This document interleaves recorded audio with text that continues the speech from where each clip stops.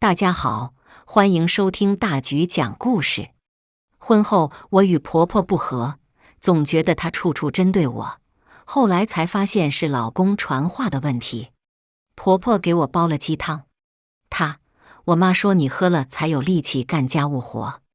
我给婆婆买新衣服缓和关系，妈，我媳妇觉得你的衣服又旧又丑。我本以为是她情商不高，直到有一天看见了她在论坛上的发言，这女人你就得让他们斗，他们才会围着你转。后来她和公公因为房产闹得撕破脸皮，我笑，这招果然好用啊。网上冲浪，我无意看到这么一条帖子，婆媳关系不好的原因到底在哪？深受其扰的我立马点了进去。结婚2年，我和婆婆之间闹得鸡飞狗跳。她是邻居们口中善良大方的老好人，却唯独对我一股绿茶劲。婚礼当天，我敬她改口茶，她明面上笑得合不拢嘴，背地却说我笨手笨脚，茶杯烫到了她。我是个暴脾气，找她对峙，她还不认。你别血口喷人，我明明是叫我儿子换个厚一点的陶瓷杯，你不就是在这含沙射影吗？装什么呢？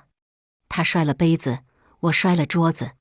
后来我去海边拍蜜月婚纱照，他乐呵呵表示年轻人就是懂浪漫。可背地里，老公告诉我，婆婆酸唧唧要我小心别淹死了。原本浪漫的行程瞬间变得晦气，我气得把椰子都砸海里了。朋友们分析，我是碰到了恶婆婆，她在给我下马威。我也深信不疑，暗想自己倒了大霉。诸如此类的事情，2年来发生了无数遍。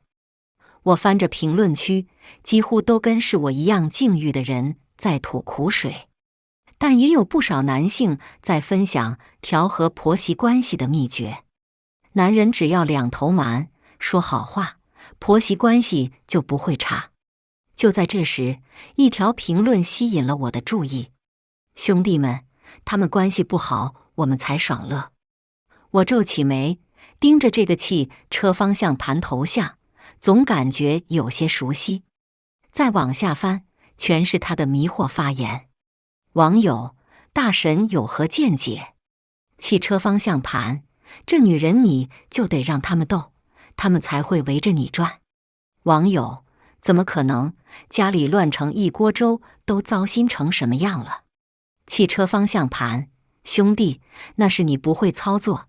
上次我老婆跟我妈闹矛盾，我直接从我老婆手里套了5.6万出来。网友 WK 快教我。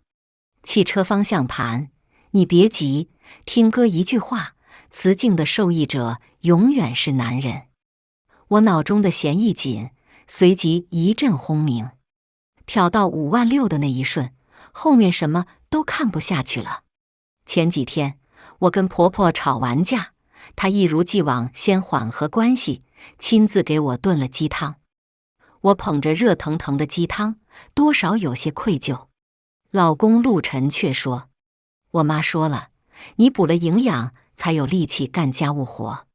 汤还没进嘴，我瞬间火气就上来了，二话不说全倒进了马桶，忍不住破口大骂。呸，该我的吗？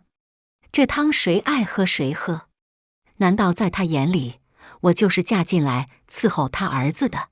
然而还没等我找他算账，他就先找上门来了。江童，你什么意思？我特意从乡下买的老母鸡，你不爱喝就全倒了。我震惊于这话这么快传进了他耳朵里，但也不甘示弱。你少装，这是爱喝不爱喝的问题吗？他脸憋得青红。我看你就是个矫情劲，这配方我学了1个星期，到底哪里你不爱喝了？骂战不相上下，邻居劝我看你们这吵得牛头不对马嘴，人孙阿姨一直心肠热，别是什么误会吧？我阴沉着脸，怒火烧得更旺了，冷笑一声。呵，老绿茶骗的人还不少啊，再不积点德，等着下阴曹地府吧。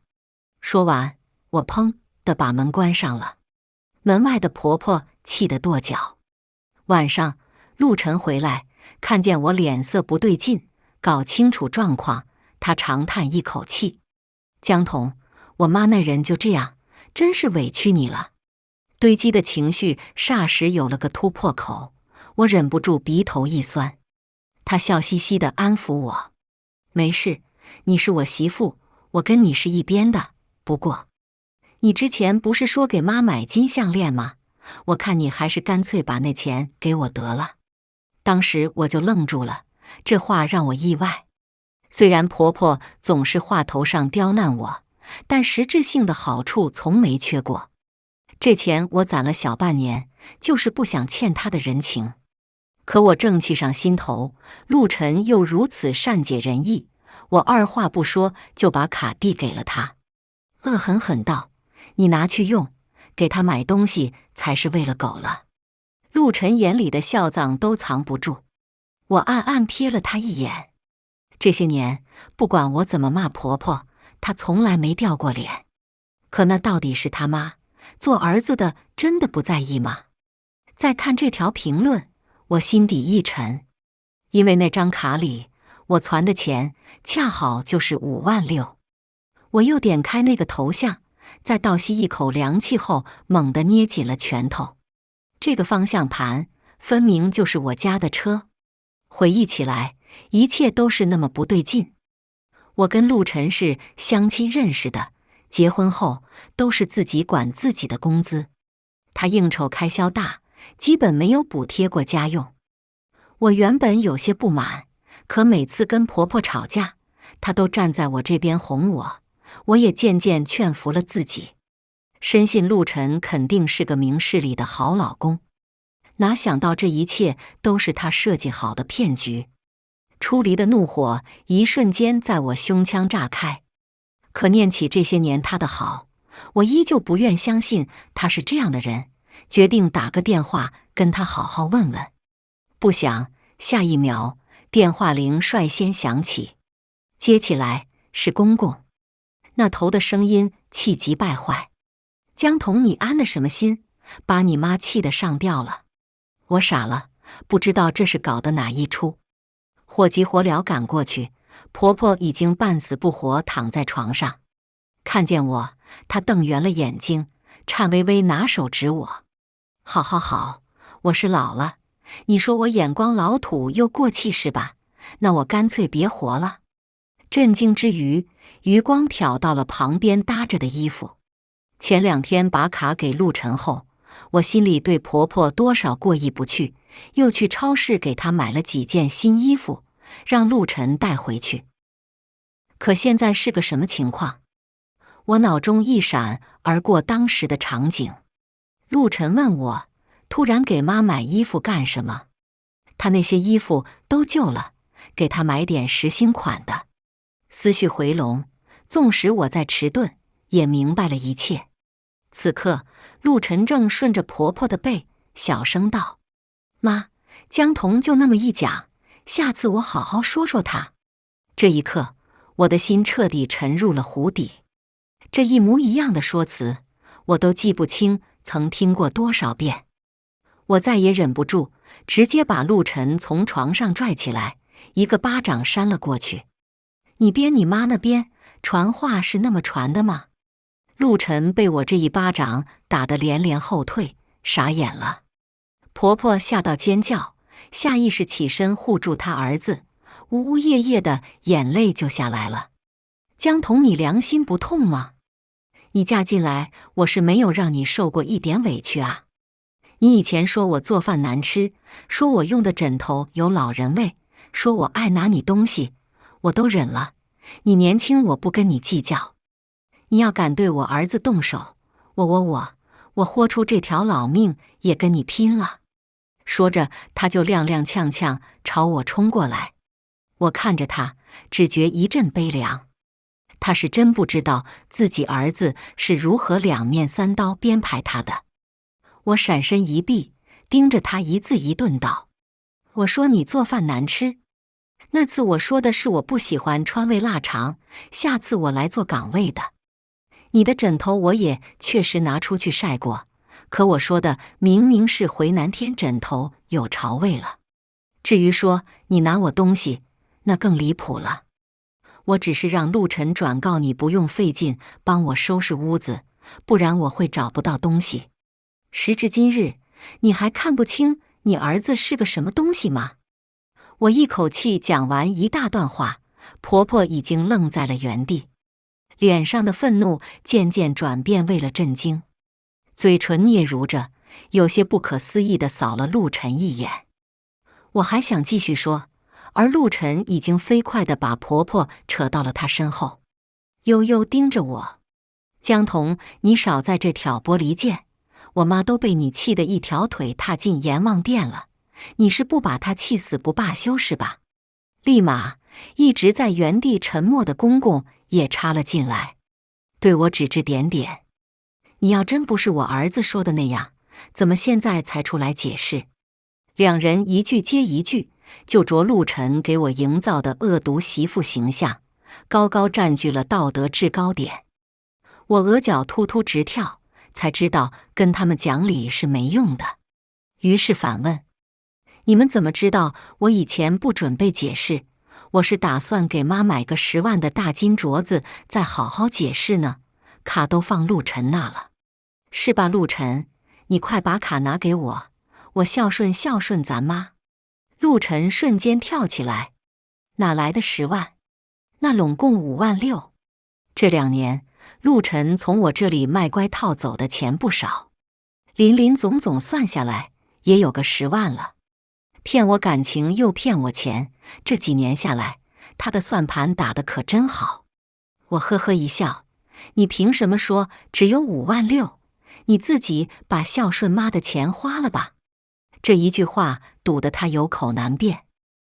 几番争论下来，他兀地提高了音量：你的钱我的钱有什么区别？等我过几天拿给咱妈，还不是一样的？再说了，放我这怎么了？咱们夫妻之间难道一点信任都没有吗？我深吸了一口气，认出了他的真面目后，我方知他以前对我撒了多少谎，而现在他居然还敢大言不惭地跟我提信任。我强忍恶心想质问他，婆婆的声音却突然从边上传过来：陆晨，你怎么回事？拿了江童的卡就还他，你们虽然是夫妻，但他的钱又不是赚来给你花的。我一愣，没想到婆婆会帮我讲话。陆晨神色一僵，话也被堵在了半道。公公眼看情形不对劲，连忙跳出来：什么卡不卡的，心意到了就行。我跟你妈不需要这笔钱，陆晨平时在外面打拼多累啊，给他不就行了？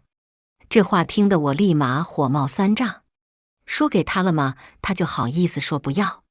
然而不等我继续输出，婆婆又开口了，她狠狠剜了公公一眼：这话可不是你这么说的，咱儿子上班累。他是突然上班的吗？结婚后才上班的吗？你早知道他累，你怎么不拿钱？现在拿江童的钱装体贴，有你这么当公公的吗？婆婆语气温柔，但字字藏刀。几句话下来，公公脸是又黑又红，支支吾吾蹦不出半个字。陆晨哪见过婆婆站我这边，劲也泄了，彻底傻眼了。不等她做出反应，婆婆直接把她的钱包夺了过来，有些拘谨地递给我：喏，江童，你看看是哪张卡？临走时，婆婆拉着我，颇有些不好意思：江童啊，真不好意思，以前是咱们之间有误会，错怪你了。但我儿子我还是清楚的，他就是情商低，没坏心，你别怪他。听到后面那句，我咬紧了嘴唇，但最终还是没有反驳，只能暗暗在心里叹气。就算我再想跟他分析解释，可除了互联网上那几句发言，我根本拿不出别的证据。做妈妈的又怎么会相信自己的孩子是个彻头彻尾的虚伪货呢？回家后，我第一时间拿出了验卡机，而就在银行卡过机的一瞬间，我的心脏猛然一颤，上面赫然显示着余额为0。我呆住了，怎么可能？这56000仅仅在陆晨手里待了2天啊！茫然无措中，我又想起了那个论坛，我立马登上去，从陆晨的 ID 和发言，乃至背景板和个性签名，顺藤摸瓜下去，找到了他在各大平台的账号。那么多钱，我一定要搞清楚他到底花哪去了。一个个账号翻过去，我越来越震惊。其中大部分发言都是他志得意满地跟网友分享自己是如何挑拨婆媳关系，从中获利的。我才发现，不仅是我，连婆婆留给小姑子的旅游资金都被她卖惨装乖分干净了。小姑子周子兰上大4了，眼巴巴等着毕业旅行。上次听说婆婆特意给她存了一笔钱资助旅游，高兴的就差跳起来了。可偏偏摊上陆晨这么个哥哥，我的牙越咬越紧。再次切换软件时，手指误地停在了他的短视频账号上，一个红色丝裙的头像显示直播中，是陆晨的置顶。点进去，里面是个热辣的女人正在跳舞。下一秒，一个巨大的炫目特效从手机屏幕上升起，接二连三，足足持续了3分钟。女主播喜不自胜地发出娇笑，感谢榜一老公送来的嘉年华。评论区扣一波感谢，谢谢我们陆哥。我闻言看向榜一，霎时瞪圆了眼睛。这不就是陆晨的头像？陆晨，下次穿那件黑色的，我再多刷几个。评论区，大哥好眼光啊，那条裙子确实带劲。我跟陆晨没太多爱情，但同床共枕2年，此刻的我还是恶心到差点吐出来。这就是我曾经相信的好男人，这就是我备受委屈还苦苦经营的婚姻。我狠狠压紧胸腔，却依旧抑制不住快涌出心口的怒火。这股劲还没缓下去，我又看见女主播笑眯眯道：“我马上下播了，陆哥，上次说给我送1套房，还算不算数呀？”陆晨回复：“你说出来跟我见面算不算数？”女主播笑了笑没说话，关直播的最后一刻，她才娇娇道：“找我微信哦，大哥。”关掉屏幕，我缓了好一会儿，思绪才渐渐清明。原来陆晨所有的钱，包括我给他的，都砸进了这个直播间。但那套房是什么意思？我们这套是陆晨付的首付，贷款都还没还完。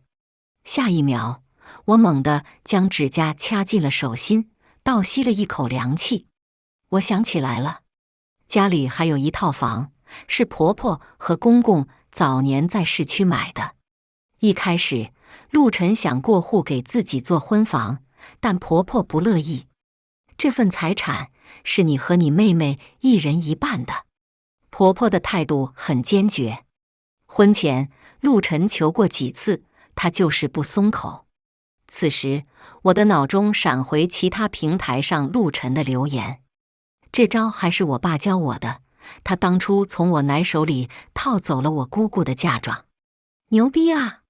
就该这样，女人要彩礼还要嫁妆，真特么贱。是啊，兄弟，我妹还要跟我分1半家产，我话就放这，她想都别想。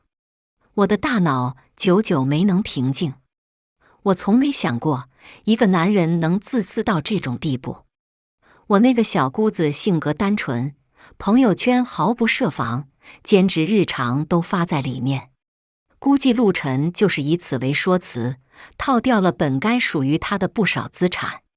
至于婆婆，前几分钟的电话里，她还在为陆晨辩解，殊不知自己这份无私的母爱，不过是他儿子眼中套钱的筹码。我愤愤咬紧了嘴唇。恰在这时，钥匙声响起，玄关门打开，陆晨站在门口，还提着一大袋热乎的烧烤。我抬起头，撞见他满是笑意的眼睛。暖烘烘的香味突兀地撞进这个房间，他第一时间过来抱我。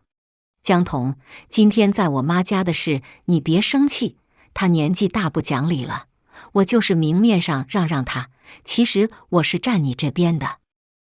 那钱我是借给朋友了，你放心，过几个月指定拿回来。他言辞诚恳动听，如之前的每个夜晚一样。如果刚刚没有在直播间看到他，我说不定都感动了，但我现在只觉得这张脸真特么欠抽。我狠狠打开他的手，直接问：你想要爸妈那套闲置的房子是不是？陆晨的表情瞬间僵住。你怎么知道？他承认的这么快，倒是我没想到的。而立刻，他语气突变，带上了隐隐激动。那套房子可比我们这里大多了，到时候咱们日子就过得舒服了。江童，你听我的，只要你跟我妈好好说说，她肯定就把那房子给我们了。我惊呆了。然后他就可以暗搓搓编排我贪图他家财产，借机跟我离婚，卖惨拿到房产，逍遥自在。算盘打得真好啊！看着他期待的表情，我淡淡笑了一声。你凭什么觉得我会站在你那边？这什么话？我们是夫妻啊，我的不就是你的？哦，是吗？我冷冷抬起眼，然后一纸离婚协议拍在他脸上。现在不是了，被人当枪使了，还苦哈哈陪着他玩，我可没有这种好脾气和好耐心。他喜欢直播间被讨好的刺激，想甩了我换个新欢，那不正好？我还更想甩了他呢。在陆晨错愕的眼神中，我转身就走，顺便把他带的烧烤扔进了楼下垃圾桶。然后以最快的速度将所有的证据整理好，发给了婆婆孙竹清，只留下一句话：这些我都告诉你了，要不要把房产留给他？你好好想想。那边显示输入中，久久没有信息过来。然后我转头去了那个女主播陈巧丽所在的工会。这是最重要的一件事，我要拿回所有被她套走的财产。两人的聊天记录中，陈巧丽允诺，只要陆晨给她一套房，她就可以不干直播和他恋爱。这其中，我也终于知道了陆晨在这个女人身上砸下的钱是多大一个数字，50万。他绝对不可能有这么多钱。就算你是他老婆又怎么样？这是打赏消费的合法性质，你没有理由把钱要回去。面前的陈巧丽一脸嚣张，她的通讯录里有不少大哥，也有已婚的，但被原配找上来，估计还是头一遭，她显而易见的慌了。边上的工会运营吴凯也面露难色，说到底他们还是怕我报警引发不必要的纠纷。配偶在不知情的情况下，有理由对直播打赏提起诉讼。我坐在椅子上转笔，然后啪地落在桌面上。我没说要钱，也可以不报警，我们还是从羊身上薅羊毛。2天后，陆晨把我喊了回去，然后以一种等着吧女人你会后悔的表情在离婚协议上签下了字，让我觉得好笑。但马上我发现，那个表情我好像会错意了。他并不是觉得自己会飞黄腾达，迎娶白富美，走上人生巅峰，而是将一纸还款单甩在了我面前。离婚可以啊，夫妻共同债务应该共同偿还。我瞥了一眼纸条，30万。这2年，他打赏女主播带了30万。他扬起眉毛，示意我赶紧拿钱。更好笑了，我点点头，没接他的话，反而问：你钱借来干嘛了？他扯了扯嘴角，蛮不在意道：跟你有什么关系？都要离婚了，我就算在外面养女人，你都管不着了吧？不过，其实你比大多女人都好看，你要跟我服个软，我以后也可以把钱花你身上。”我在心底冷笑，看来他还以为我在跟他演偶像剧呢。看着他傲然的眼神，我微微一笑，道：“如你亲口所说，你的借款我不知情，也没有我的签字，就算离婚，这笔账也跟我没有半点关系。”他的眼睛瞬间直了。“江童，你瞎编什么呢？”我从桌上拿起那份离婚协议，折进包里，比了个虚的手势。“小声些，法盲难道光彩吗？”他的脸霎时气得通红。我眯眯眼。1个月后来，记得民政局领证。我喜滋滋踏出门，与此同时，一个莽撞的人影瞬间冲进了进来。我定睛一看，原来是公公周明修。他火急火燎把手里的东西塞给了陆晨。“快收好了！”我偏过头看去，而就在看清的下一秒，我的呼吸猛地滞住了。这不是那套房子的房本吗？我大脑宕机，整个人都僵住了。怎么会？明明那些信息我都交给婆婆了。2人狠狠甩过来几记眼刀。陆晨握着房本，喜不自胜。公公露出满是烟渍的牙齿，嘲讽地扫了我2眼。“还站这干嘛啊？现在反悔可来不及了，等着追我儿子的都排到法国去了。”我紧咬嘴唇，无名的怒火从我的心里烧起来。刚走出门，婆婆的电话就打了过来。我接起来嘲讽道：“我跟陆晨已经签离婚协议了，以后你们家的事少找我可以吗？平时装着对女儿好，最后还不是把房子留给了儿子？”怎料婆婆孙竹清的声音万分着急：“江童，你听我说，我不知道怎么就从昨晚睡到现在，这一觉醒来，房本就不见了。不仅如此，大拇指上还有个红印啊！”我心里一惊，意识到不对劲，立马拦车赶了过去。客厅里，婆婆坐在地上，又怨又狠：“上次听了你的话，我是怎么也不肯把房交给陆晨了，真没想到他们弄了这么一出啊！你说，陆晨他爸喜欢周子兰喜欢得紧，怎么到了房子就这么偏心呢？周子兰就是我那个小姑子。”几句话听下来，我已经明白了一大半。公公给婆婆下安眠药，偷走了房本，甚至已经在过户申请上按下了婆婆的手印。我听得额角一抽一抽。这2人还真是儿子随爹，蛇鼠一窝。说到最后，婆婆挽起我的手，悲切道：“江童，这么多人里，我最相信的就是你了，我不能对不起我女儿啊。曾经我们被挑拨离间，闹得鸡飞狗跳，水火不容，没想到现在却宛如忘年之交。”我仔细思索了一会儿，抬起头问：“那如果把这套房的所有产权都给周子兰，你愿意吗？”她的哭喊声停住，又在下一秒瞬间点头：“愿意。”死没良心的2个人，嫁到这个家，我算是倒了8辈子霉，怎么可能再委屈我的女儿？但是，他一拍大腿，这2父子说不定都已经去走手续了啊！我举起手机，微微一笑：“不会，今天是周日。”公公回来的时候，太阳已经临近下山。婆婆就在门口等他，一看见人，立马拧上了他的耳朵：“死老头子，今天你要不把房本拿回来，我跟你拼了！”我躲在旁边的住宅边上，这一句话吼出来，邻居已经从窗户上探出了好几个脑袋。平时公公对婆婆好，大家都看在眼里，立马有人帮公公说话了：“孙姨，你干啥呢？下这么狠的手，人可从没欺负过你。”“就是啊，当年你结婚铺红毯，他亲自给你擦地，擦了1公里，现在你咋这么心狠呢？”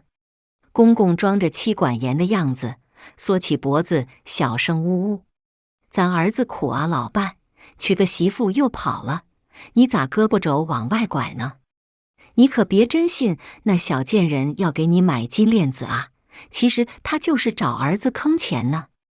我在旁边抱胸看着这一切，方觉陆晨真是子承父业，这公公一点也不比儿子差啊。周遭瞬间爆出愤愤不平的讨伐声，指责婆婆拎不清。公公也接着应声：老伴，那房子给儿子就算了，闺女迟早是别人家的。婆婆暗暗和我对了个眼神，立马叉起腰，换上讳莫如深的语气：是这样吗？老头子，有件事我可得告诉你，你心脏不好，儿子最近在盘算给你买保险呢。此话一出，公公眼睛圆了2个圈，嗓门也大了3分。什么意思？他这是明着盼我死呢？婆婆白着眼睛一笑：哎呦，他就那么一说。公公立马给陆晨打了个电话：你什么时候给我买了个保险？看病少花钱。你是那个意思吗？你少跟老子装，从小到大我还不了解你。以前算计别人，现在敢算计到你老子头上来了是吧？没2句话，公公气得面上横肉直飞。婆婆上前宽慰：哎呦，你看你儿子不懂事，你别跟他计较，气坏身体他还得逞呢。咱俩好好过日子，我还活着看谁敢算计到你身上。不得不说，陆晨这一招学下来确实好用啊。公公瞬间卸下苦大仇深的表情，看婆婆的表情就差老泪纵横了。但是没2秒，他又反应了过来。但是你说，老伴，我看儿子有点像真的为我好。不等婆婆出声，嗑瓜子的邻居先说话了：周叔，你就是平时太善良，陆晨那小子哪孝顺过你啊？啧，现在主意真打到你头上来了，你还替他着想干啥？就是啊，你人好我们都看在眼里，陆晨就真不是人。看热闹的不嫌事大。一句接一句，公公立马又上头了，气得大喘气。他压根没反应过来，这是在自己平常的老好人人设上了。我在旁边差点笑出声。就在这时，手机收到一条信息，是那位工会运营吴凯发来的，附带的还有10万的转账。江姐，这些算我们的协调金。我看着公公被婆婆搀着进去屋门，后续约定的还有吗？当然有了，你要相信我的职业能力，我可是我们公司最强的运营。那可太好了，他曾经从我这里骗走的，我一定要1分不少的全拿回来。陆晨刚拿到房本，就在运营的软硬兼施下去直播间乐呵呵刷了10万。此刻他在微信大放厥词：巧丽，我家马上把房过给我了，我也跟那个黄脸婆离婚了，你跟我谈恋爱，哥疼你。真的呀？那我等着见面哦。我估计陆晨心里已经乐开了花，可他没想到迎接他的却是当头一棒。过户的日子，公公突然不乐意去了，2人大吵，公公摔了杯子：你还有脸要房？我特意给你安排的相亲，你嫌我多管闲事？我是那个意思吗？我不就说了句我现在不需要相亲，你少跟老子犟，这不就是一个意思吗？这下陆晨一把推倒了桌子：那你呢？我托人费力给你买的好酒，你嫌是便宜货就送人了？你，我那是高血压，喝不了药酒。你装什么？你不就是这个意思吗？我就不信上万的药酒你也送。事实证明，情绪上头的时候，即便知道这其中或许存在误会，也无可避免会被套进去。一场骂战以婆婆当和事佬结束。陆晨摔门而去，公公气得直拍胸。而我看着婆婆的实时转播，乐开了花。趁着公公正上头，我又赶紧叫婆婆拿出准备好的西洋参片，以小姑子周子兰的名义送给了公公。公公近年身体越来越差，常常焦虑自己时日不多，这简直是送到他心坎上了。他喝着参片茶，眼里泛起泪花。老伴啊，我年轻的时候以为女儿好，都说女儿是小棉袄啊。可是后来，女儿一年到头就回2次家，想起她日后还要嫁人，我们是真指望着这个儿子养老了。他吁吁长叹，而我在心里鄙夷不已。说到底，不管像儿还是像女，她都是为了自己的好处罢了。婆婆趁热打铁，你也是老糊涂了，儿女都是财啊。公公抹了一把泪，你说的对，我这就把房本拿回来，咱这房子还是要分女儿一半。一半？那怎么行？2天后，公公从陆晨那里偷偷拿回了房本。第3天半晌午，公公猛地从床上弹起来，在自己左手拇指发现了一朵鲜艳的印泥花。毫不知情的小姑子被泼天的富贵砸昏了头。直到房产证拿在手里，上面赫然标着她的名字，她还是有些恍惚。送她回学校，她简直是嘿嘿笑了一路。之后，我立马刷到了小姑子的朋友圈，配文：22岁走上人生巅峰。我点了个赞，就看见陆晨的评论紧接其后：你 TM 这个房本哪来的？好，这个蠢货终于发现事情不对劲了。他以为自己只是跟家里闹了点矛盾，根本没想到房本会完全落到小姑子周子兰手里。公公知道这件事后，也差点气晕过去。运营吴凯那边火速给我带来了新进展，他问我：陆晨拿不出房，跟陈巧丽卖可怜呢，你想怎么办？我敲了敲桌子：还是约出来。约出来？心理战吗？你就说根本不在意他有没有房子，但是要他先送过去20万的存折。说到这里，我有些恶劣地笑出来声。但怎么办呢？谁叫他落到了我手里？第2天，陆晨出现在我家门口。江童，我再给你最后一次机会吧，只要你现在给我出20万，我们这个婚可以不离。我有些无语地抽了抽嘴角，笑，这样吧，你给我20块，我给你买块镜子照照。眼看他就要抱起，我啪甩上了门。一切进展顺利，时间很快到了领证前。收拾资料时，我突然接到我妈的电话。她急得很，陆晨说你住院了，真的假的？他找我要20万，我这个急啊，现在用上没有啊？我腾一下从沙发上弹起。你说什么？那不是我爸的救命钱吗？我爸糖尿病10年，马上要做手术了，就差这20万。听到我没事，我爸插着氧气管哭出了声。小童，你没事就好啊，别担心爸爸，医生说了手术还能推。我抹了一把又一把泪，拳头也越捏越紧。把手里仅剩的10万转过去后，我立马开车去了陆晨家。门开的一瞬，我拎起包，直接冲着陆晨脑门砸过去。他没设防，咚一下坐在地上。发什么疯啊你！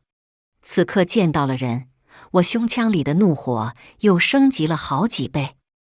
我直接拎着他的衣领，把他拽起来。敢骗我爸的钱，你应该知道他是拿来救命的吧？他有些心虚地偏了偏眼睛，但很快又振作起来。我这才发现，这个房子里公公婆婆都在。他有恃无恐，轻哼一声，无赖道：那怎么了？别忘了，是你不义在先，夫妻欠款是你应该还我的啊！而且你跟我还没领离婚证，女婿要钱不是天经地义啊！我的拳头越发捏得响，而他一脸挑衅：江童，你再动手，我可以报警的啊！下一秒，一个巴掌啪落到了他的脸上，清脆响亮，一声又一声。陆晨瞪大了眼睛，因为动手的不是我，是婆婆孙竹清。她把人直接瞪到墙上。小兔崽子，你报警啊！来，抓你老娘我！今天你要不把钱还给人家，我就打死你！妈，你这是干什么？以前你跟这个贱人吵架，你都忘了吗？她还天天在外面说你是个恶婆婆。陆晨还不知道，我跟婆婆早就站在了同一战线。她唾沫横飞，疯狂夸大我们之间的不存在的嫌隙，试图再次激起女人的矛盾，做一个高高在上的获利者。不成想，婆婆毫不在意，以最快的速度翻出了她屋子里的存折，塞进我手里。这下，公公和陆晨都抱起了。我才知道，他们今天都在这，就是商讨小姑子那套房的事情。老太婆，你胳膊肘硬往外拐是吧？你今天要还敢帮这个外人，你可别怪我们父子俩翻脸不认人。两人言辞激烈，我看不下去，想上前争论，却被婆婆拦住。她抬起脸，看着两个发飙的男人，自嘲地笑了一声：“不认人？你们把我当人看过吗？我买的房子，你们两父子凭什么想据为己有？既然你们要翻脸，那房子也没什么好商量的了。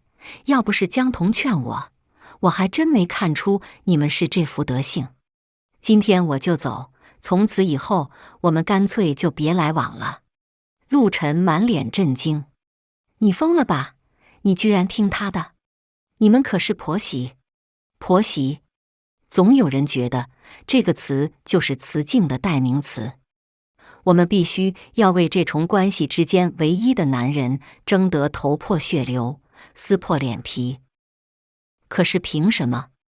同为女性，我们有相同的处境，相似的人生轨迹。男人只是我们无数焦点中最微弱的一环。我们本应该理解包容，协同互助。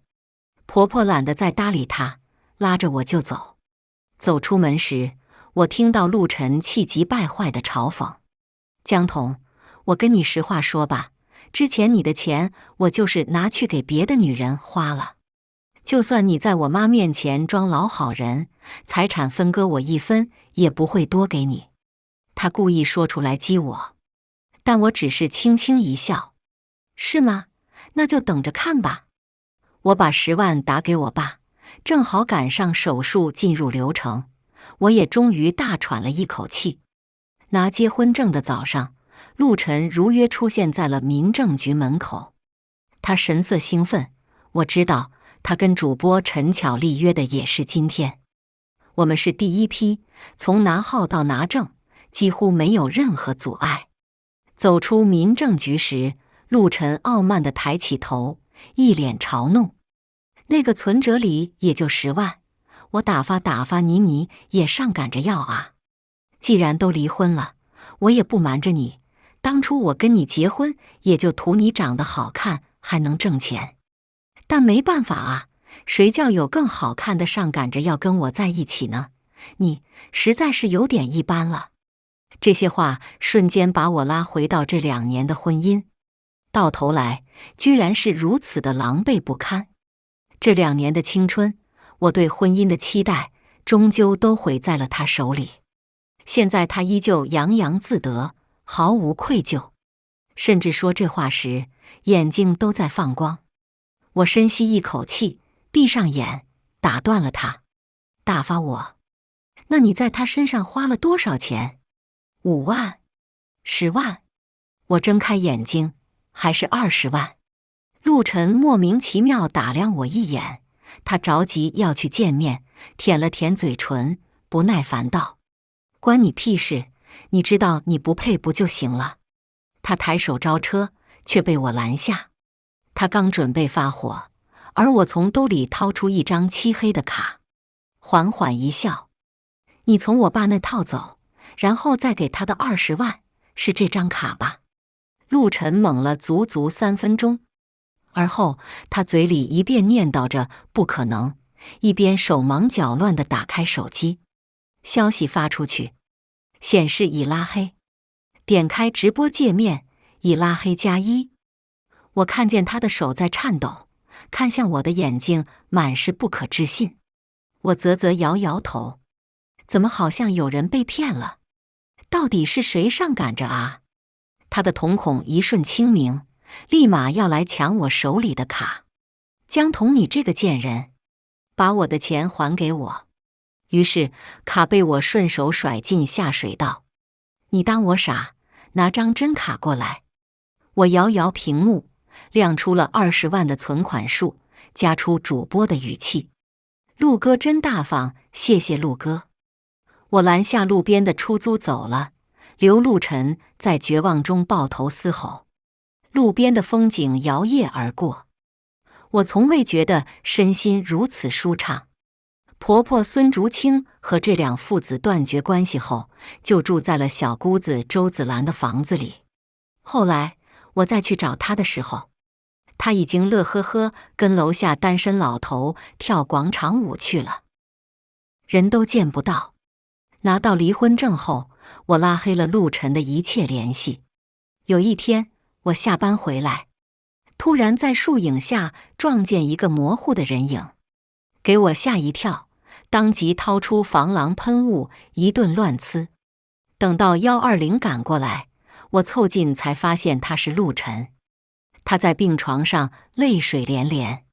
江童，我真错了，以前是我不对。我说，你辣椒水进眼睛还没洗干净吧？他又说，我知道你是对我有情才有恨，给我一个机会改过自新可以吗？我无语，你搞错了，我对钱才有情。于是他立马改口了，那你能不能借我20万，我以后加倍还你？我嘴角抽搐，当即把他手里的周掀翻泼了他一脸。原来陆晨去找了直播工会闹了几次，但由于所有消费走的都是正规打赏渠道，陆晨没要回1分钱。他跟公公周明修现在背着50万的债务，征信几乎为0，连饭都要吃不饱了。我把这个故事讲给婆婆听，恰好小姑子也在，两人拍手称赞，笑得合不拢嘴。桌上饭菜飘香。我们的年龄身份如此不同，但相同的是，我们的人生还有无数种活法。接下来请收听第2个给故事。网上冲浪，意外进入一个婆婆群，群里有人提问，如何让月子里的儿媳妇抑郁自杀？娶她过门就是为了生孩子，孩子生了她也该死了。群里的恶婆婆们纷纷出招，这还不简单，天天摔摔打打，指桑骂槐呗。故意把孩子掐哭，骂他连个小婴儿都带不好。他不吃什么，专门给他做什么，剁碎了挑都挑不出来。他喂奶的时候，带几个男亲戚进屋，像看猴子一样看着他。提问的人心满意足地发了个得意的表情。谢谢姐妹们，我这就去。我隔着屏幕感叹，不知哪个倒霉姑娘遇上这么个恶婆婆。正想着，卧室门就被婆婆一脚踹开。吃饭了。看着煎得半生不熟的荷包蛋，我微微蹙眉。妈，我不吃鸡蛋。婆婆一边捂着扫把摔摔打打，一边指桑骂槐。现在的小姑娘真矫情，衣来伸手，饭来张口，还挑3拣4，也不看看自己配不配。心里一激灵，原来这个倒霉姑娘是我啊！生下儿子后，婆婆从老家来给我伺候月子。为了避免婆媳矛盾，老公周平特意请了陪产假，在家待了整整1周。确定我跟婆婆相安无事，这才去上班。出门前，她忧心忡忡地反复叮嘱我：老婆，我妈把我养这么大不容易，你要多担待些，别跟她一般见识，好吗？我点点头答应下来。虽然婆婆一天到晚就喜欢跟老公黏在一起，完全把我当空气，甚至有时候还厌恶地暗暗瞪我几眼，但她带孩子勤快，做饭也还算不错，我也懒得计较其他，只客客气气地相安无事。谁知周平前脚刚出门，正拖着地的婆婆就霍地扔掉手里的拖把，头也不回地钻进次卧去了。想着婆婆累着了，想歇会儿，我也没去打扰，只一个人照顾宝宝。没成想人家不是累着了，而是找狗头军师想法子置我于死地呢。可惜他算盘打错了。我从来都不是那种逆来顺受把自己内耗到抑郁自杀的人，我只会发疯外耗，逼死敌人。见我沉默不语，婆婆还以为我被她强势的态度震慑住了，像老树皮一样堆满皱纹的脸上流露出掩饰不住的得意。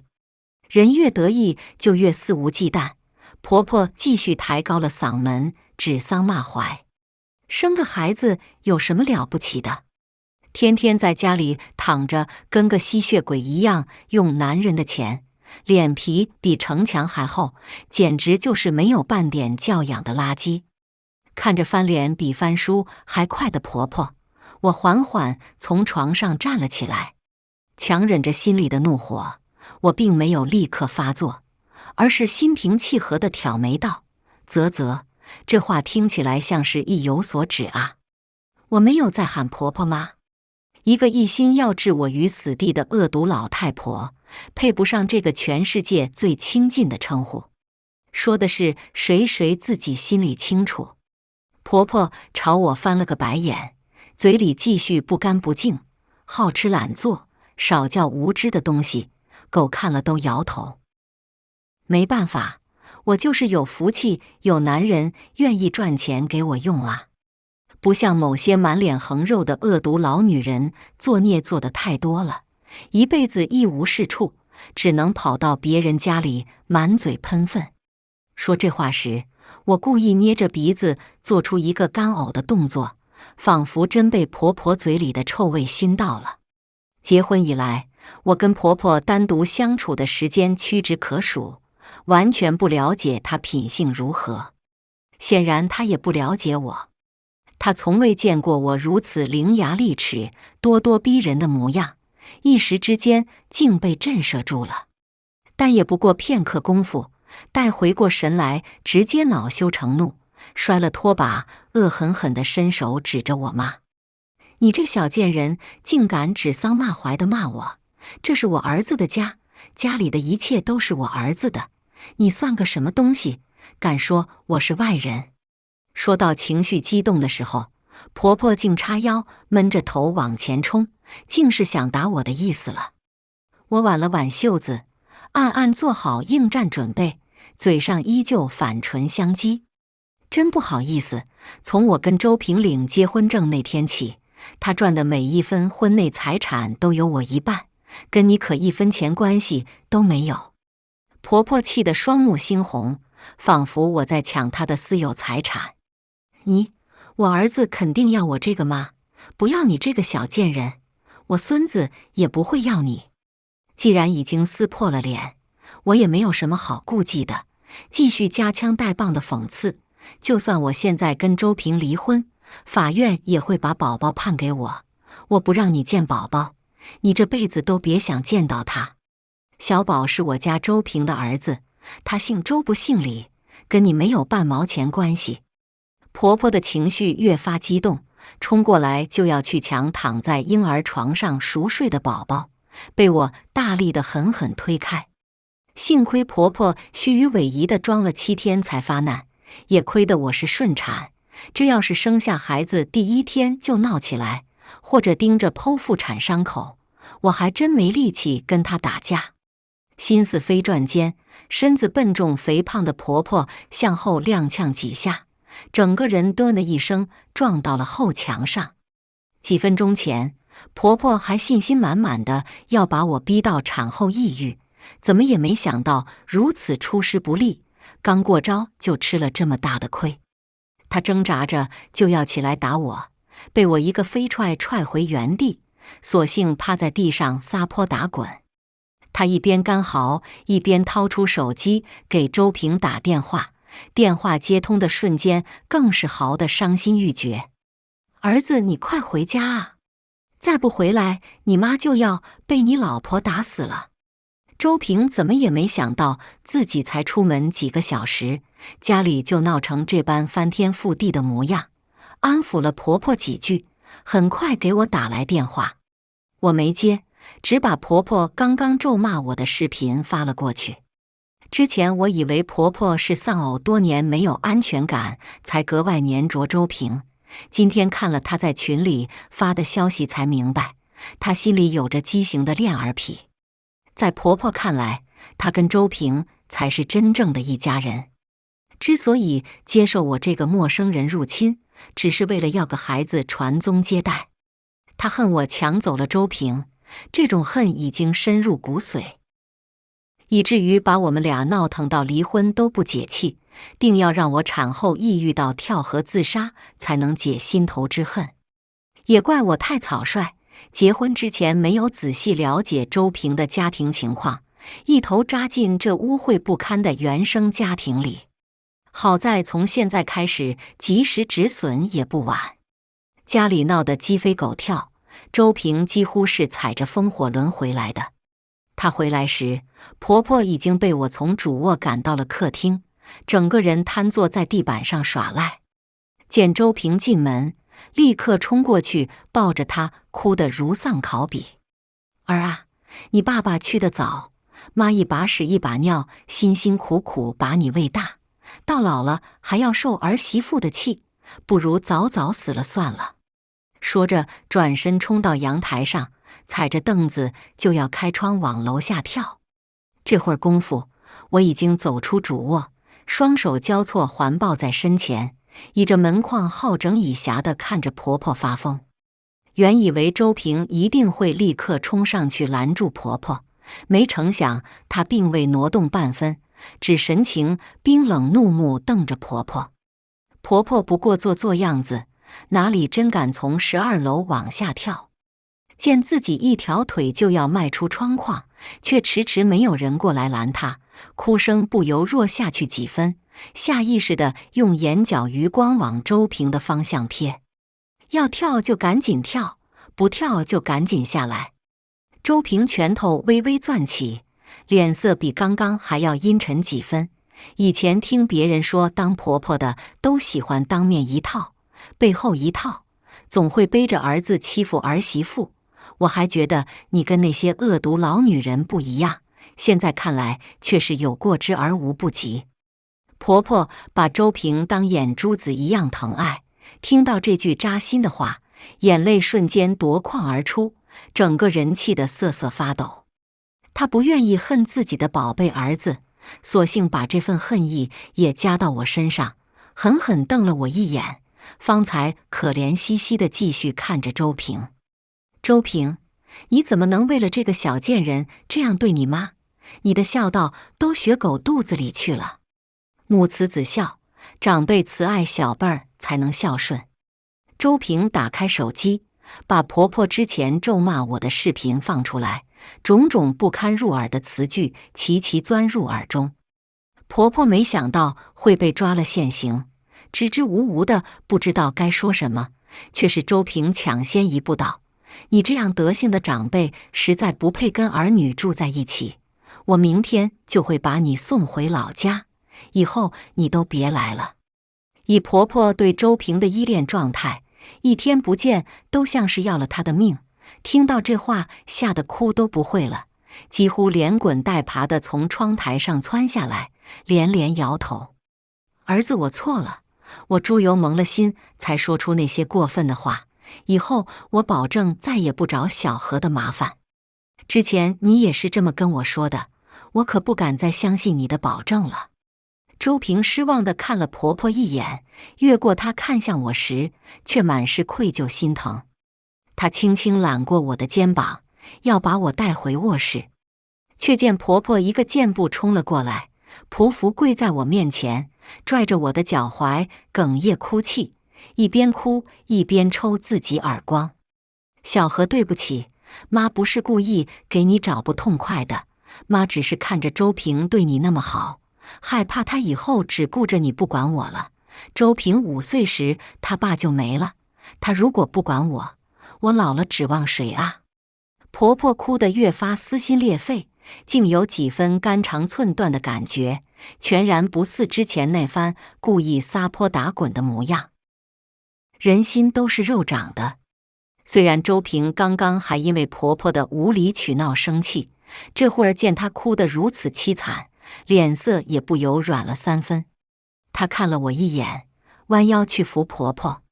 妈，你这是干什么？赶紧起来！婆婆并不起身，只大力挣脱掉周平的手，继续对着我哀求：小何，妈真的知道错了，你再给妈一次机会，妈保证以后再不说你一句，别把我赶回家啊！正如婆婆所言，她这些年为了供周平上学，打过不少工，吃了不少苦，还不到60岁，头发已经白了一半。这会儿如此做低服小，跟之前数落我时趾高气昂的神气模样判若两人。见我神情有些松动，周平有些不忍地叹了口气：老婆，让婆婆一个人孤零零留在农村，的确有些残忍。可一想起她想把我逼成产后抑郁，让我跳楼轻生，我心里那点微弱的同情就瞬间消失得无影无踪。那句话怎么说来着？对敌人的同情就是对自己的残忍。如果不是我误打误撞地进到那个恶婆婆群，提前知道了婆婆的恶毒心思，说不定今天我就看着周平的面子上忍让了。忍一时卵巢囊肿，退一步乳腺增生，到时候谁又来心疼我？这样想着，心底那几分不合时宜的不忍瞬间被压了下去，取而代之的则是冷漠。可以让你妈留下，我们离婚就是。我绝不可能继续跟想要置我于死地的人同在一个屋檐下，哪怕他的毒计刚开始就结束了。提到离婚，周平肉眼可见的慌乱起来，也顾不得去扶婆婆，看着我连连摇头：老婆，你胡说什么？我怎么可能跟你离婚？宝宝还这么小，他需要妈妈，也需要爸。后面的话周平没有继续说下去，不是不想，而是刚刚还在磕头扇自己耳光的婆婆突然眼皮一翻，昏死过去。虽然这个时候昏死，很难不怀疑她是故意装的，但到底人命关天，不能眼睁睁见死不救。妈！周平用力掐着婆婆的人中穴，始终不见她有所反应，立刻把人打横抱起冲了出去。去医院仔细检查一番，医生说婆婆原本就有点高血压，情绪激动之下昏厥也在情理之中，以后要格外控制好情绪，不能大喜大悲。躺在病床上的婆婆哭着扯掉自己手背上的点滴针，哭诉自己罪孽深重，不配得到治疗，不如直接病死算了。一边哭一边回忆那些年养周平的不容易，周平很快被动容，母子俩抱头痛哭。我这个受害者倒成了反派。经过这番折腾，周平那句立刻送婆婆回老家的承诺只能暂时搁置。好在人还在医院住院观察，也算眼不见心不烦。周平神色疲惫地回了家，见了我眼泪就忍不住往下落。老婆，都是我不好，让你受我妈的委屈了。原以为发生这么严重的婆媳矛盾，婆婆都折腾住院了，周平定会护着婆婆指责我忤逆长辈不懂事，甚至跟许多渣男那样对我大打出手。为此，我还联系了表弟张明，让他一会儿过来。万一周平要跟我动手，也不至于孤立无援。没想到他还这般态度坚决地维护我。见我神色复杂地看着他，周平只当我还在气头上。她半蹲在我面前，双手紧紧捧着我的手，温热的眼泪一滴一滴落到我手背上。老婆，你打我骂我都行，千万不要生闷气。你还在坐月子，万一气坏了，身子一辈子都治不好。等我妈出院了，我就把她送走，以后绝不让她再出现在你面前。周平做低俯小真诚道歉的态度，让我堵在心口的郁气骤然消散了几分。离婚2个字生生卡在嗓子眼里，怎么都说不出口。细细想来，无论婚前婚后，周平都对我很好，从未有苛责薄待的时候，也从未偏帮着刻薄的婆婆来欺负我。原生家庭也不是她能选择的，我不应该因为婆婆的错，把她一棍子打死。你知不知道，你妈想逼？有那么一瞬间，我想把自己从恶婆婆群里看到那些婆婆想逼死我的消息告诉周平。稍稍斟酌后，又打消了这个念头，只淡漠道：你妈在月子里这样折辱我，摆明了不想让我好过，我这辈子都不想再看见她。如果她要为她妈求情，让我睁一只眼闭一只眼忍耐着，我们俩之间只有离婚这一条路可以走。好，这辈子我都不会让她出现在你面前。周平毫不犹豫地答应下来，轻手轻脚地把我扶回床上躺着，语气中满满都是关切。你好好休息，我这就去给我妈收拾行李，过2天出院就把她送走。说罢，似乎怕被我拒绝一样，立刻头也不回地钻进次卧收拾东西去了。确定婆婆不会再回来，我悬着的心总算松了下来，缓缓吐出一口浊气。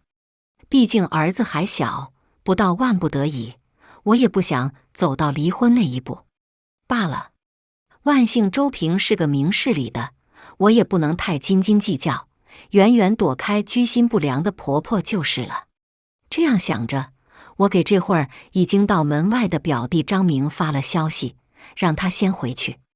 表弟亦对周平明事理的态度很满意，安慰了我几句作罢。到底还在月子里，心里硬撑着的这口气泄了下去，疲倦感很快涌上来，我迷迷糊糊睡了过去。再次醒来时，家里已经没了周平的身影，想来是去医院照看婆婆了。拿起手机，周平的消息正好发过来，说婆婆的情况已经稳定下来，明天就能出院。又解释说，婆婆回老家的火车票已经买好了，为了避免我见了她生气，出院后把人送去火车站附近的招待所住，回头赶车也方便。想着周平如此拎得清，我这辈子都不会再被婆媳矛盾折磨困扰，心里最后那点忐忑不安也彻底落了地。拿出手机想刷会儿娱乐视频，心念一动，却鬼使神差地点开了那个尚未退出的恶婆婆群。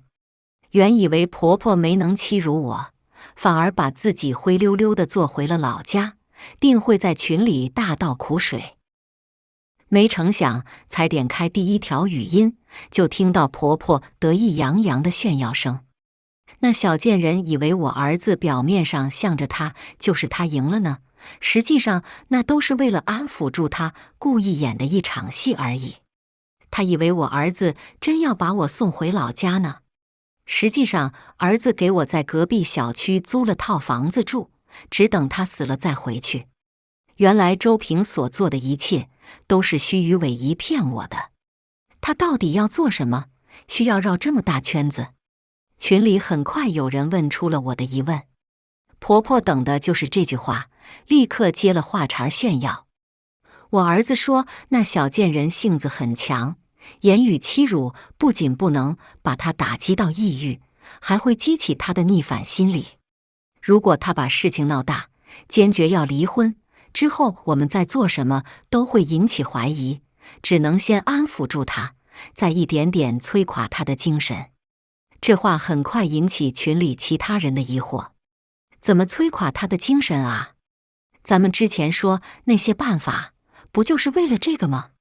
除了找茬打压羞辱，还能怎么样？你们这种办法都太低级了。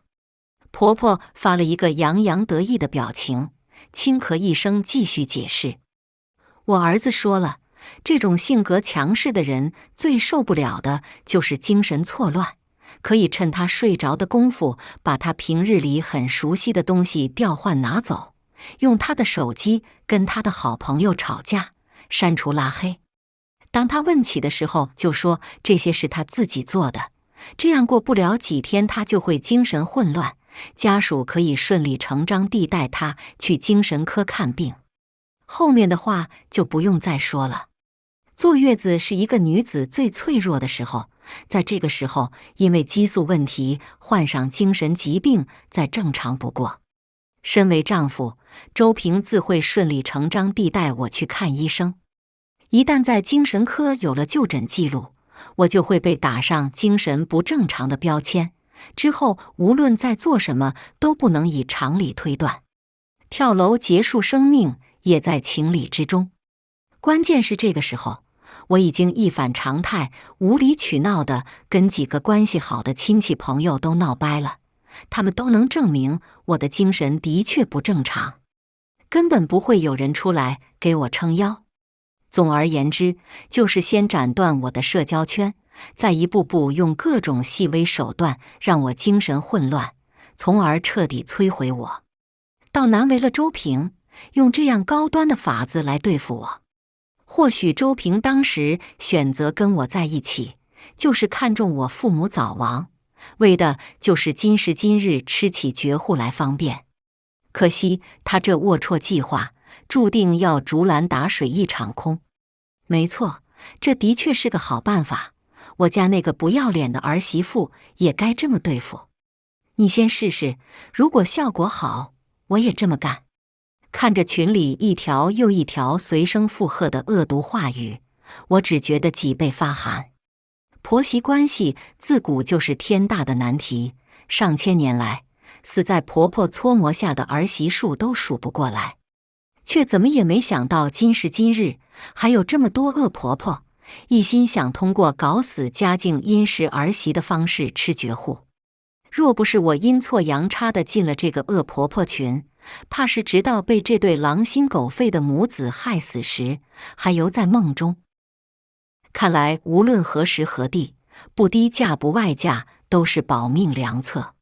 所谓的人品才华都是浮云，在吃绝户的贪欲面前不堪一击。我缓缓吐出一口浊气，轻触屏幕，离开群聊界面。鉴于周平平时伪装得太好，为了不至于冤枉了他，我决定一探究竟。第二天早上，周平出门后，我悄悄跟在他身后，果然见他并未如之前所言去火车站送婆婆回老家，而是直接去了隔壁小区。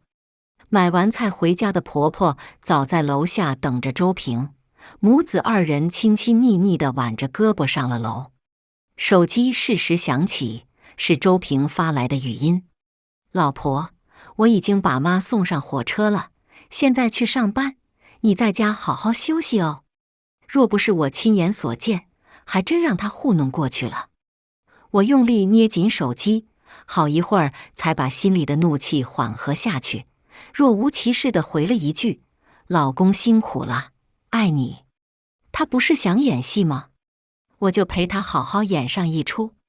成功把我糊弄了过去，周平的心情格外好，下班哼着小曲回了家。为了让我放松戒备，方便施行之后的计划，周平格外殷勤，做饭照看宝宝两手抓，比金牌月嫂做的还耐心细致。我则在旁边幸福地记录着他为我做的点点滴滴。平时不怎么发朋友圈的人，渐渐的一天频繁更新好几条，成了名副其实的炫夫狂魔。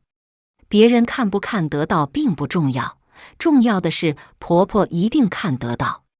婆婆对周平的占有欲有多强，对我这个跟她争宠的儿媳妇就有多厌恶。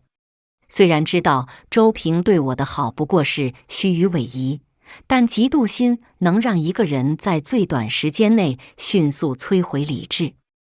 我赌他绝对等不到周平徐徐图之摧毁我意志的那天，必定会忍不住提前对我下手。毕竟越是简单粗暴的办法，杀伤力越大。与此同时，我还在朋友圈发了社会新闻上婆婆杀了儿媳妇，由儿子出面写谅解书，最终从轻处理逍遥法外的案例，怒斥那种丧尽天良的恶婆婆毫无人性，活该下18层地狱。这些话每一字每一句都戳在婆婆最敏感的神经上，让她忍耐不住提前对我动手。与此同时，在周平的悉心照顾下，我的记忆渐渐开始出现紊乱。明明睡前还放在床头的保温杯，起床之后就出现在厨房里。刚刚拿了一包新抽纸放到桌子上，转眼就只剩下一个空空如也的抽纸袋子。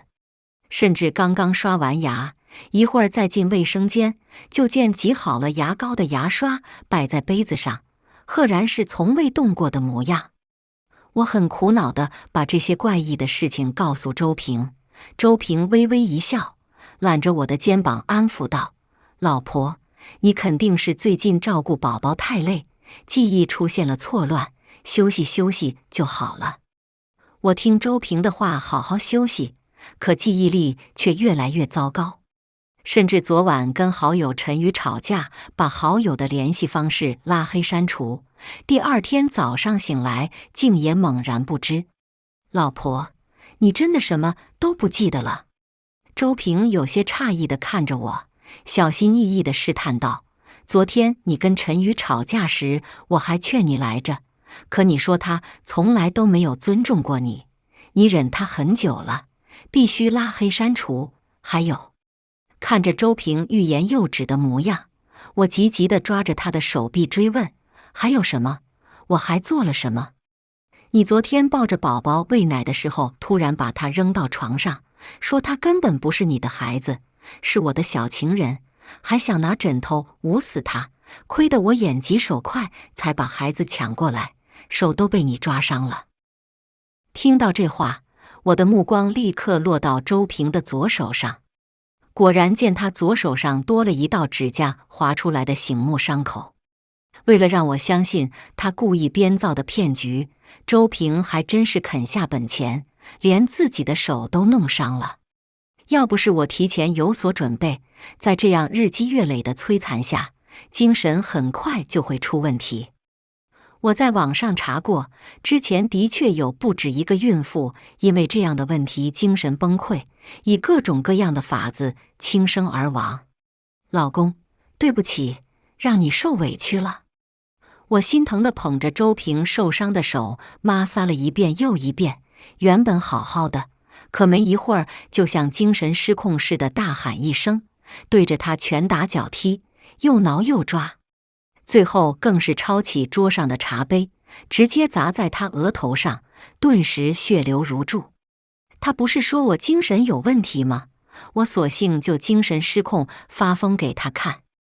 我这发疯的力道掌握得刚刚好，在周平忍无可忍就要还手的时候戛然而止。只见我仿佛神志刚刚清明一般，茫然地看着周平那张还在淌血水的脸，震惊地瞪大了眼睛。老公，你的脸怎么了？许是教程上说了要2、3个月才能奏效，周平不敢相信，短短1个月时间，我的精神问题就如此严重。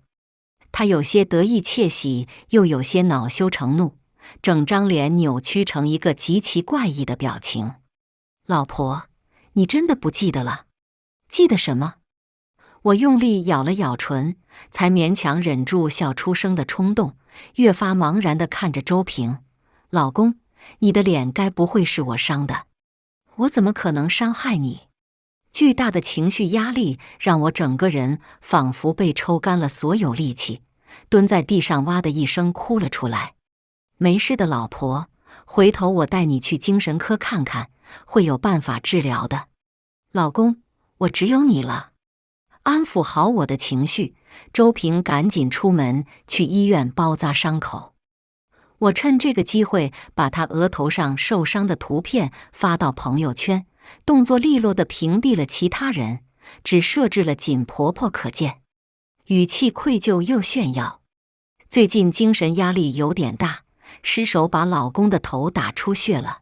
老公不仅没怪我，还温言软语地安慰我，感动。几乎在朋友圈发出去的瞬间，我就接到了婆婆打过来的电话。我故意视而不见，待她接连打了7、8个之后才接起来。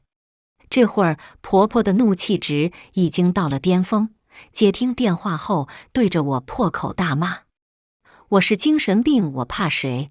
立刻拔高了嗓门跟她对骂，并且肆无忌惮地跟她放狠话：死老太婆，有本事你就弄死我，只要有我在一天，绝不会让你好过。对付婆婆这种大字不识几个的老太婆，显然比对付心思缜密的周平简单得多。我在她的逆鳞上反复蹦跶，她肯定会给周平施压，同时也经不得鸡对我出手。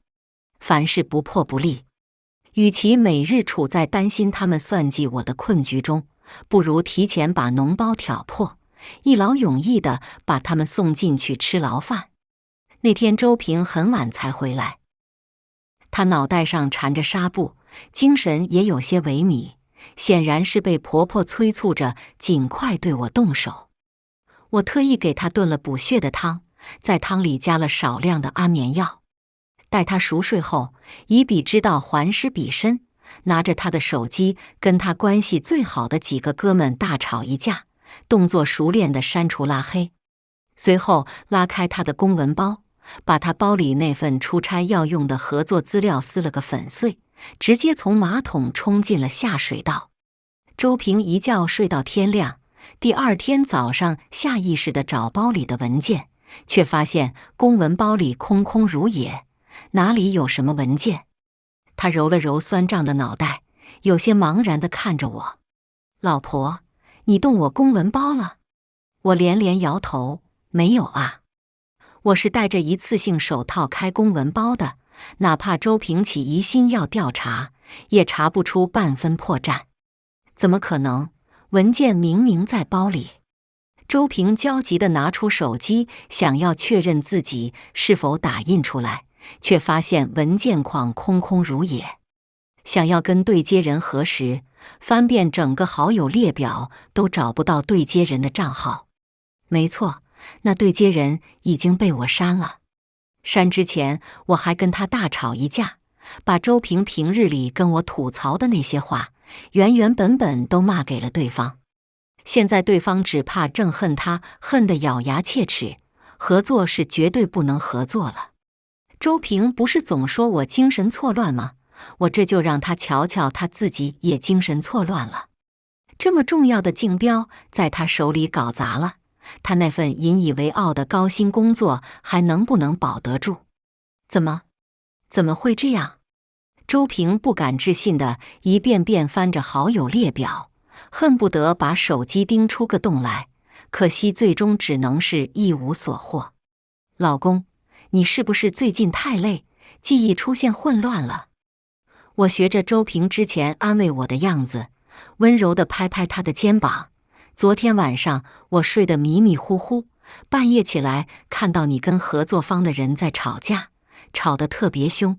你说这辈子都不会再跟他合作，之后就把他拉黑删除了。看周平神色越来越阴沉，我怯怯地闭了嘴，没敢继续说下去。周平死死盯着我的眼睛，似是想从我眸中找出我故意为之的证据，可我只一味茫然地看着他。别问，问就是要多无辜有多无辜。周平没从我身上找到想要的答案，也没有那么多时间耽误，赶紧拎着公文包出了门。现在其他的一切都没有挽回这个项目要紧。在周平离开后，我好心给他公司领导打去电话，直接告诉他周平最近大概是照顾我和宝宝累着了，精神状态不太好，经常出现幻觉，让领导多多包涵。”之后又有意无意地说了一句：“最近我也是动不动就记忆错乱，自己做过的事情都记不清楚，也不知道是不是家里的风水不好。一个人突然精神不正常有什么意思？要不正常，自然是夫妻俩都不正常，比较有趣。好事不出门，坏事传千里。”很快，周平因为精神不正常办砸了项目的事就传得沸沸扬扬，最终由公司大领导亲自出面赔礼道歉，才安抚住对方。周平回到家，怒不可遏地瞪着我，眼神像在看仇人。“刘小荷，是你告诉我领导我最近精神不正常，你安的什么心？我又没说错，我们俩最近就是精神不正常啊。恍恍惚惚的，什么事都记得乱七八糟。我跟领导说一声，也是想让领导别为难你。”我看着周平，委屈的眼泪直流。最近也不知道怎么了，为什么会发生这么多匪夷所思的事？要不我们报警查查吧。所谓做贼心虚，周平当然知道这一切因何而起，怎么可能报警自投罗网？他攥着的手指松了紧，紧了又松，最终还是强忍住了怒火，没好气道：“报什么警？好好休息休息就好了。”这次他倒是提高了警惕，把自己的手机和公文包都拿进了次卧，不让我沾染分毫。可第二天早上，手机和公文包却齐齐放在客厅里。毫无疑问，他好友列表里又少了好几个人。这几个人无一例外，都是他生意上的重要伙伴。跟好友闹掰算什么？好友之间总有感情基础在，只要解释清楚，感情总能修复回来。合作伙伴可就不一样了。周平满脸诧异地问我，我的回答只有一个：昨天晚上就放在那里。一来二去，记忆错乱更严重的人成了周平。至于我，一边在朋友圈秀恩爱刺激着婆婆，一边配合着周平假装自己的精神越发错乱，连煤气阀门都忘了关。这下倒是给了周平新的灵感。他几次故意不关煤气阀门，又故意寻机会出门，想让我在家里自生自灭。奈何每一次都被我意外躲过，有惊无险。一来二去，婆婆最先没了耐心。婆婆能忍到现在已经远远超出了我的预期，依着我对她的了解，她早就该对我动手了。不必说，自是周平在旁边劝着。周平自诩理智，不过是因为一切都在他掌控之中。他那样傲慢不可一世，竟连我哪天情绪崩溃，哪天送我去精神病院都算计好了。我自然要让他明白什么叫多行不义必自毙，知道他们要铤而走险了。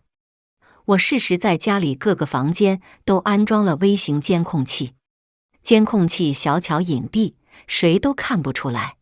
果然，监控安上第一天就拍到了婆婆进我家的画面。这次一进门，她就不耐烦地朝周平低斥：“儿子，我们到底还要忍那小贱人多久？那小贱人就是个丧门星，害得你连工作都没了。你就是太谨慎了，要我说哪里有那么麻烦，直接毒死他了事。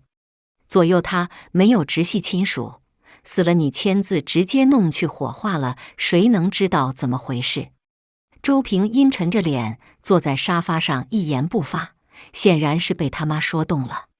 见状，婆婆露出一个邪恶的笑容，捏着手里的老鼠药进了厨房，把半包老鼠药直接放进了炖着鸡汤的炖盅里。这一幕被监控器拍了个清清楚楚。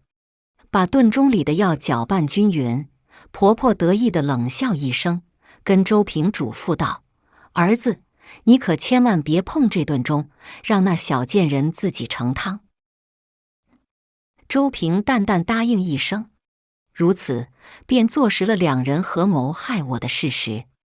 绕了这么一大圈，也该收网了。我平静地关了监控，拨通表弟张明的电话。这些日子，表弟张明隔三差五到家里看望宝宝，这会儿过来也不算突兀。一会儿好戏就要上演了，我可不能孤立无援呢。我回到家的时候，婆婆已经走了。周平殷勤地把宝宝接过去哄着，告诉我厨房炖盅里炖着鸡汤，正好可以喝。门铃响起，我开门把表弟张明请进屋，自己去厨房盛了碗鸡汤，一口一口喝着。我也不想毒害自己，可杀人未遂造成严重后果跟没有造成后果在量刑上有着非常大的差别。能受点罪，让周平母子俩牢底坐穿，也算一劳永逸。不亏。喝了几口，我很快捂着肚子惨叫一声。表弟张明冲进厨房，见我捂着肚子倒在地上打滚，吓得六神无主。我咬紧牙关，双手颤抖地指着炖盅：“鸡汤有毒，快报警！”周平没想到我会这么快反应过来，想要销毁证据，被表弟张明几拳打倒在地。人命关天，警察和急救车很快同时赶到。看着现场封锁，证据锁定，我放心地上了急救车。我喝的毒鸡汤并不多，洗了胃就没什么大碍。周平和婆婆已经被警察带进警局。起初他们死活不承认，然而监控录像清清楚楚地记录了他们做下的事，没有半点反驳的余地。最终，二人以杀人未遂被刑拘。我请了最好的刑案律师，保证他们会在法律允许的范围内得到最严厉的制裁。关在看守所的周平执意要见我一面，我想了想，最终还是决定亲自去做个了断。看守所里，周平胡子拉碴，憔悴不堪，连脊背都佝偻了下去，再也不似往日那般意气风发。他死死盯着我：“你早就知道了是不是？”我当然知道他说的是什么，却没有回答，只淡淡道：“我只知道多行不义必自毙。老婆，我们这么多年感情，我是真心爱你的，只是一时猪油蒙了心，才受了我妈的挑拨。”周平鼻涕一把，眼泪一把地哭诉着，把所有罪责都推到婆婆身上，都怪她一直说你是外人，外人都是养不熟的白眼狼，只有我们母子。继续，都怪她一直说你是外人，外人都是养不熟的白眼狼，只有我们母子俩在一起才是最好的。我错了，老婆，我真的知道错了。我把带来的离婚协议书甩到她面前，冷哼道：“有什么话去法庭上说吧，我们之间言尽于此。”经过调查，婆婆不仅狗急跳墙，在鸡汤里下了老鼠药，还偷偷在我的隐形眼镜液里掺了胶水。幸亏我这几天没有佩戴隐形眼镜，否则这会儿眼睛说不定已经瞎了。我气得浑身直哆嗦，指着婆婆咒骂个不停。当然，这都是当着警察律师的面故意表现出来的。早在婆婆对我的隐形眼镜动手脚的时候，我就已经洞悉了一切，等的就是事情败露这一天。这对恶毒的母子必须声名狼藉，牢底坐穿。确定周平和婆婆的刑期大概率都在10几年，短时间不会出来蹦跶了。我整个人都轻松起来，心情畅快地回了家。坐在沙发上，我随手打开了那个恶婆婆群。随着婆婆在和我的斗争中节节落败，这个以出谋划策著称的婆婆群里，已经很久没有热火朝天的聊天场景了。所有人几乎都很默契地安静了下来，还有几个人默默退了群。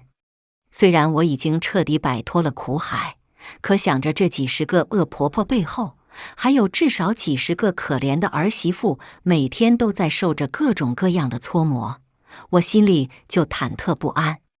再三斟酌，我冒着吃官司的风险，把这个群里的聊天记录在社交网站上曝光。一旦激起千层浪，很快有女孩子站出来指认，这个头像，这个说话语气，不就是我婆婆吗？难怪她前些日子变着法子搓磨我，原来都是在这里学的。这个是我婆婆，月子里我不爱吃什么，偏偏做什么。靠，这社会越来越疯狂了，不仅有名媛培训班，还有恶婆婆培训班。管他什么培训班，姐就不是逆来顺受的种，觉得不爽干他丫的就完了。姐妹们千万别用别人的错误惩罚自己，谁想把我们欺负到产后抑郁，就先让他抑郁。看着评论区一句接一句的硬气留言，我唇角不觉上扬，露出一个欣慰的笑容。